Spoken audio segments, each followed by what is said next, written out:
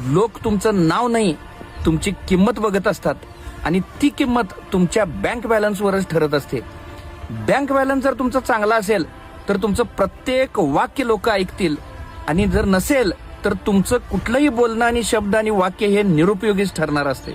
घरात तुम्हाला आदर हवा असेल, तुमच्या निर्णय सगळ्यांनी ऐकावं असं तुम्हाला वाटत असेल तर फक्त बोलू नका. तुम्ही आर्थिकदृष्ट्या मजबूत व्हा, पैसे कमवा.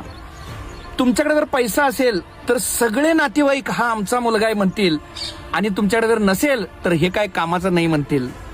गरीब असताना तुम्हाला घरातली लोक सुद्धा टाळाटाळ करणार आहेत, पण तेच लोक श्रीमंत झाल्यावर मात्र तुमच्याकडेच सल्ला मागायला येणार आहेत. ज्याला स्वतःच्या खर्चासाठी दुसऱ्यावर अवलंबून राहावं लागतंय त्याला कुणीही जगात किंमत देत नाही. मित्रांनो, तुम्ही पैसे जर कमवत नसला, तुम्हाला घरात पण रोज उठून शिव्या बसणार आहेत, तुमचा अपमान होणार आहे.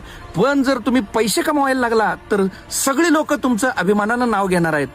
पैसे नसले तर तुम्हाला घरचे पण जास्त विचारत नाहीत, पण खात्यात बॅलन्स वाढला की नातेवाईक सुद्धा ह्यो आमचा माणूस आहे, हा आमचा जवळचा पाहुणा आहे असं म्हणायला लागणार. मित्रांनो, तुम्ही जर जोपर्यंत स्वतःच्या पायावर उभं राहत नाही तोपर्यंत तुमच्या आई वडील सुद्धा तुमच्या निर्णयांना गंभीरपणे बघत नाहीत. मित्रांनो, तुमची किंमत तुमच्या बँक बॅलन्सवर ठरत असत्या, घरात सुद्धा आणि समाजात सुद्धा.